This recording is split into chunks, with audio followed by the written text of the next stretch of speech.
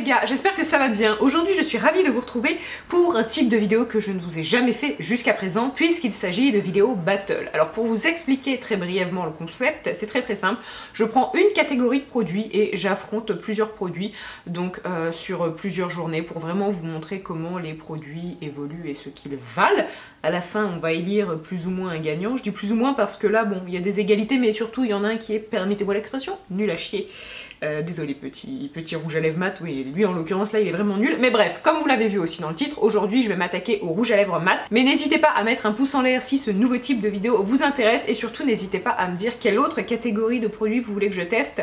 Là pour les rouges à lèvres mat j'en ai testé 6 mais j'aurais pu en tester encore d'autres. Si tout cela vous intéresse je reviendrai avec une nouvelle battle et sinon ben tant pis hein, qu'est-ce que je te dise. Bon bref j'arrête, je vous embrasse et je vous laisse avec le reste. Alors déjà afin de satisfaire tout le monde je me suis assurée de tester 6 rouges à lèvres avec des gammes de prix très différentes. Il y a des produits de luxe comme des choses beaucoup plus abordables et je vais vous inclure en fait des plans rapprochés au début de l'application, c'est-à-dire juste après avoir appliqué le rouge à lèvres une fois qu'il est tout joli, tout ça, puis un autre plan qui a été réalisé en général quelques heures après, une fois que j'ai mangé, que j'ai bu, que j'ai fait tout ce que j'avais à faire. Comme ça on peut bien se rendre compte de l'évolution. En revanche vous allez voir que certains plans sont pas très jolis parce que ben c'est pas de ma faute mais le rouge à lèvres a plutôt mal vieilli et que ça fait tout cracra. Donc vraiment j'ai voulu laisser ma bouche telle quelle mais voilà il y a des moments c'est pas ragoûtant. Dans un premier temps, je vais vous parler d'un Chanel. Donc là, on attaque direct avec un produit qui est cher. C'est un rouge Allure Ink. C'est la teinte 152, donc un rouge un petit peu foncé, très joli. Et je vous avais déjà parlé de ce produit il y a environ un an, il me semble, et je vous disais que je l'aimais pas du tout, et ça n'a pas changé. Alors pourquoi je ne l'aime pas ? Je vous ai pris quelques notes. Donc déjà, au niveau de l'application, ça va. C'est une application agréable, il est confortable, ce n'est pas un rouge à lèvres qui est desséchant. En général, les rouges à lèvres liquide mat, c'est qui tout double. Soit ils sont plutôt agréables et il y a un effet un petit peu seconde peau, soit ils sont hyper asséchants. Lui se situe dans la catégorie des cool agréables. En revanche, un deuxième point, c'est qu'il n'est pas hyper mat. Vous allez le voir lors de l'application.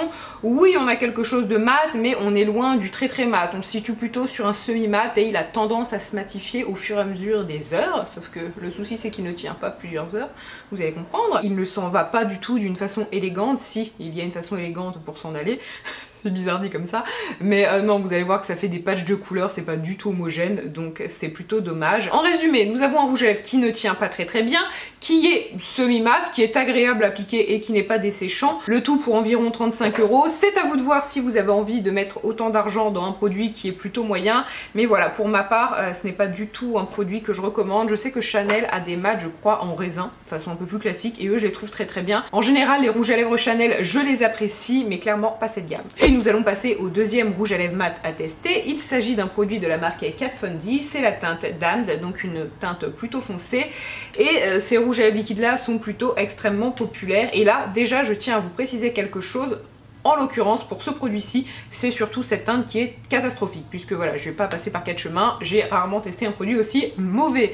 Vous allez le voir déjà lors de l'application, c'est-à-dire qu'il n'est pas du tout uniforme. On a des parties un peu plus claires, des parties un peu plus foncées, pourtant je vous assure, j'étais pas bourrée lorsque je l'ai appliqué, j'étais, on va dire, en pleine possession de mes moyens, et alors vous allez voir que c'est pas du tout joli. Ensuite, il tient pas très bien, c'est-à-dire que c'est la même chose lorsqu'on mange ou lorsqu'on boit, il y a des parties qui vont un peu plus facilement partir, donc on se retrouve avec un bout de lèvre coloré normalement, ensuite un bout de lèvres foncé, c'est pas très élégant, et surtout l'application n'est pas très agréable, n'est pas facile, la tenue est mauvaise, donc là pour lui j'ai aucun point positif. En revanche, comme je vous l'ai dit, là où je tiens vraiment à mettre un gros panneau warning, c'est que c'est cette couleur là qui est extrêmement mauvaise, les autres ça va. Je sais qu'il y a d'autres couleurs chez Kat Von D, donc de cette même gamme que j'adore, notamment une espèce de bois de rose. Je vous mettrai les références que j'adore en barre d'infos parce que ces rouges à lèvres là, au contraire de celui-ci, tiennent très bien, sont moyennement asséchants. Là en fait on a vraiment un résultat qui est très mat, à la différence du Chanel par exemple, donc forcément c'est un petit peu plus asséchant, ça y a rien à faire, c'est comme ça, mais ils tiennent très bien et voilà, ça reste tout à fait correct, c'est confortable. Mais celui-ci pas du tout, donc bon voilà, si vous avez cette teinte, dites-moi, mais je sais que justement sur Snapchat je vous ai posé la question et vous avez été super nombreuses à me dire que cette teinte était une catastrophe et je suis d'accord avec vous. Ensuite on va partir sur un rouge à lèvres beaucoup plus abordable puisqu'il s'agit d'un d'un rouge à lèvres de la marque Yves Rocher. Ce sont les nouveaux grands rouges mat qu'ils ont sortis et moi j'ai la teinte 150 plus précisément. Donc c'est une espèce de bois de rose assez facile à porter. En fait c'est typiquement le genre de teinte que j'aime parce que ça vient sublimer vos lèvres, ça rajoute un petit côté rose. Bien sûr on voit clairement que vous avez les lèvres maquillées mais ça reste assez naturel et surtout c'est le genre de couleur qui est facile à poser. Lorsqu'on pose un rouge ou quelque chose de très foncé, bon il faut faire très attention. Là si l'application n'est pas réalisée avec la plus grande minutie, ça passe encore. Bon je dis ça passe encore mais bien sûr elle va vous mettre du rouge à lèvres sur la joue. Là ça passera plus. Vraiment faut que j'arrête avec mes blagues nulles hein. Mais bref vous avez compris l'idée. Alors je les ai testés il y a déjà quelques mois, même plutôt quelques semaines, et je les avais beaucoup appréciés. Pour autant ils ne sont pas non plus complètement parfaits. De toute façon de tous ceux que je vous présente aucun n'est parfait. Après c'est à vous de voir ce que vous préférez. Premièrement ce que j'aime sur celui-ci c'est la teinte. Je trouve que c'est une teinte très facile à porter qui va complimenter toutes les carnations. Ensuite il est plutôt confortable. Lorsque vous l'appliquez vous n'avez pas l'impression d'appliquer un rouge à lèvres mat. Vous avez quand même une sensation de matière sur la bouche, c'est-à-dire que certains rouges à lèvres mat, notamment un que je vais vous présenter après, lorsque vous l'appliquez vous avez vraiment l'impression de ne rien avoir. Là c'est pas le cas. Vous avez quand même l'impression d'appliquer un rouge à lèvres classique, mais justement je crois que ces produits sont enrichis en huile de camélia il me semble, et ça se sent parce qu'on a quand même un fini assez crémeux, mais pour autant lorsqu'on se regarde dans le miroir on n'a pas justement cet aspect hyper glossy, donc ça c'est plutôt agréable. Le résultat est semi-mat, encore une fois c'est pas quelque chose d'archi-mat, mais si vous voulez quelque chose d'archi-mat forcément vous allez perdre en confort. Et au niveau de la tenue, comme vous pouvez le voir avec les plans, ça va. Il ne s'agit pas non plus d'une tenue qui est complètement irréprochable, mais je trouve que ça va pour quelque chose d'aussi confortable. Par contre il n'est pas sans transfert, c'est le cas de certains rouges à lèvres mat, mais celui-ci ce n'est pas le cas, et vous avez cette sensation de confort qui reste toute la journée. Il ne file pas du tout dans les ridules, ce qui est assez chouette. Donc globalement pour un produit qui coûte 13 €, je trouve ça pas mal du tout. Ils ont 8 teintes. Et un dernier point que j'aimerais ajouter à propos de ce rouge à lèvres, si vous l'avez chez vous, vous vous rendez compte sûrement qu'ils sont assez légers, et en fait pas un signe de mauvaise qualité ou de matériaux pas solides, c'est simplement que Yves Rocher ne laisse pas ses rouges à lèvres avec du plomb. C'est le cas d'énormément de marques de luxe, tout simplement pour donner un côté plus robuste, plus solide. Comme ça vous avez quelque chose de lourd entre les mains et vous vous dites c'est de meilleure qualité, alors qu'en fait c'est juste du plomb, et ceux-là n'en contiennent pas, et pour l'environnement c'est quand même beaucoup mieux. Donc c'est un petit point que j'avais envie de préciser. Maintenant on va parler de rouge à lèvres liquide mat hyper populaire, puisqu'il s'agit de ceux de Huda Beauty et de plus particulièrement la teinte Bombshell. Donc ce sont les liquid mat, et j'ai plusieurs choses à dire à propos de lui. Alors premièrement, de base je partais avec quelques a priori parce que je sais pas pourquoi je ne suis pas spécialement attirée vers la marque Huda Beauty. Je pensais qu'il y avait un petit peu cet effet de mode et que finalement les produits n'étaient pas ouf.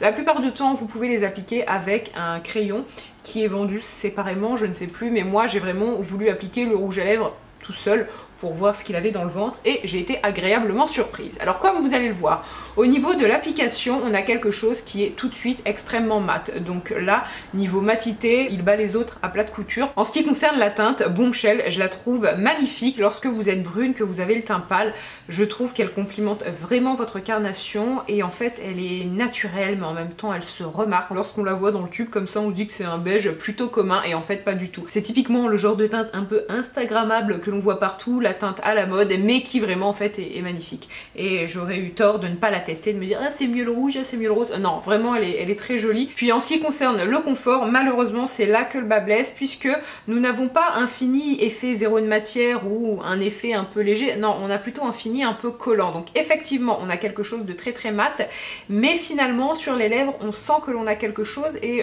je ne saurais pas vraiment bien l'expliquer, mais c'est un fini un peu collant, donc on va dire que c'est moyennement confortable. C'est pas non plus hyper asséchant. En revanche, en ce qui concerne la tenue, comme vous allez le voir, il tient extrêmement bien. Vous pouvez manger, vous pouvez boire, et le rouge à lèvres ne bouge presque pas. Bien sûr, ça bouge quand même un petit peu, mais vraiment pour la tenue, c'est celui-ci le meilleur, et de très très loin. Après, ce qui peut me déranger avec celui-ci, c'est qu'il a tendance à assécher les lèvres, et en fait sur les lèvres, il va se voir, c'est-à-dire que ça peut vous donner un petit côté craquelé. C'est quelque chose qui arrive très fréquemment avec les rouges à lèvres mat, et je trouve que celui-ci, parmi tous ceux testés, c'est justement celui-ci qui peut amplifier éventuellement vos petites peaux mortes et toutes les irrégularités que vous avez sur les lèvres. N'hésitez pas à mettre du baume à lèvres au fur et à mesure de la journée pour éviter d'avoir ce côté un petit peu lèvres craquelées, lèvres gercées, tout ça tout ça. Puis le cinquième produit que j'ai testé, c'est celui-ci. Donc là on repart dans du haut de gamme, puisqu'il s'agit d'un rouge Dior liquide dans la teinte 797. Donc c'est la teinte que je porte actuellement, une espèce de teinte un peu fuchsia violine, plutôt jolie, en tout cas plutôt estivale et top pour l'été, forcément Lissonne c'est la même chose. C'est estival et c'est top pour l'été. Bah oui, ça veut dire la même chose, greluche. Lors de l'application, c'est très agréable, on n'a pas vraiment d'effet de matière et surtout l'embout applicateur est pratique. Ça permet vraiment de tracer ses lèvres en très peu de temps, donc au niveau de l'application, je valide. Au niveau du confort, c'est plutôt pas mal aussi puisque celui-ci, je l'ai vraiment porté toute la journée, je l'ai appliqué ce matin, j'ai juste fait une retouche avant de filmer et vraiment, j'ai pas du tout l'impression d'avoir quelque chose sur mes lèvres. Il n'y a pas du tout ce côté desséchant. Lorsqu'on l'applique, il n'est pas hyper mat, il se matifie au fur et à mesure des heures, donc si vous voulez quelque chose de mat dès les premiers instants, ça sera pas vers celui-ci qu'il faut se tourner. Au niveau de la tenue, si vous mangez quelque chose de gras ou si vous buvez à plusieurs reprises, oui il va partir, mais il ne va pas partir de façon inélégante, c'est-à-dire en partant dans les sillons des lèvres comme je vous ai dit tout à l'heure et bref vous avez du rouge à lèvres partout. Non, il va s'en aller on va dire de façon plutôt homogène. En revanche, ce qui est vraiment très appréciable avec celui-ci, c'est que il ne marque pas du tout les irrégularités de vos lèvres ou vos petites peaux mortes et on a vraiment un résultat très uniforme, très joli. Ensuite, là où le bas blesse, c'est qu'effectivement c'est un produit de luxe, donc je crois qu'il coûte aux alentours des 35 €, c'est un coût, mais si jamais mettre ce prix là ne vous dérange pas ou si vous trouvez un code promo, n'hésitez surtout pas. Sur Sephora il y en a quand même assez régulièrement parce que vraiment ils sont top et je trouve que ce sont de vraies réussites. Moi ça fait partie des rouges à lèvres mat que j'ai testé ces derniers mois et qui ne quitte plus mon sac à main. Et finalement le tout dernier produit testé, c'est celui-ci, donc c'est un Vivid Mat de la marque Maybelline. Donc là on repart sur du très abordable et c'est la teinte 30 Fuchsia Ecstasy. Je ne suis pas vraiment satisfaite de ce produit et en fait c'est vous qui m'avez donné l'idée d'en parler si je puis dire, puisque sur Snapchat je pense que ça a été le produit le plus mentionné dans la catégorie mauvais produit. Lors de l'application aucun problème, la matière se dépose bien, l'embout est pratique, la couleur est assez uniforme, assez voyante, opaque, aucun problème. En revanche là où vraiment le produit est très mauvais, c'est la tenue, c'est à dire que lorsque je l'ai appliqué je n'avais même pas mangé, même pas bu et au bout de peut-être 1 heure le produit filait dans les ridules et il y en avait vraiment partout. En plus de ça, il n'est pas du tout sans transfert. Certains ne sont pas sans transfert mais ça passe encore. Là vraiment vous laissez des traces partout. Donc clairement les Vivid Mat, et ben non, c'est pas ce que je préfère. Alors après clairement si je le compare par exemple à celui de Chanel, clairement on est sur deux produits qui vont être assez similaires, c'est-à-dire qu'on n'a pas un résultat qui est hyper mat, mais en plus de ça on a quelque chose qui tient pas très bien. Sauf que bon, celui-ci on lui pardonne peut-être plus facilement parce que le Maybelline doit coûter peut-être 14 € dépendamment de votre grande surface, alors que le Chanel est à plus de 30, donc forcément bon, quitte à choisir un produit qui est plutôt très moyen, autant prendre celui qui n'est pas cher. Mais voilà, je tenais quand même à vous le préciser parce que pour le coup j'ai été assez déçue. Et finalement on se retrouve pour les gagnants, et justement je dis bien les gagnants parce que je n'ai pas réussi à choisir avec qu'un seul produit. En fait ça va vraiment dépendre de vous et de ce que vous recherchez. Alors si vous cherchez quelque chose d'extrêmement mat, qui soit longue tenue mais qui ne soit pas des plus confortables et un produit où il faudra de temps en temps remettre du baume à lèvres, je vous conseille le Huda Beauty qui selon moi est le meilleur dans cette catégorie. Ensuite si vous cherchez quelque chose qui ne va pas être complètement mat, on va dire un résultat semi-mat à mat au fur et à mesure de la journée, mais quelque chose qui reste extrêmement confortable et où vous avez l'impression d'avoir une espèce de baume à lèvres sur les lèvres, je vous conseille celui d'Yves Rocher. Et si vous préférez quelque chose qui soit semi-mat à mat mais avec aucune sensation en fait de matière sur les lèvres, je vous conseille les Dior qui sont vraiment hyper cool. Donc sur ces très bonnes paroles, j'espère que cette vidéo vous a plu.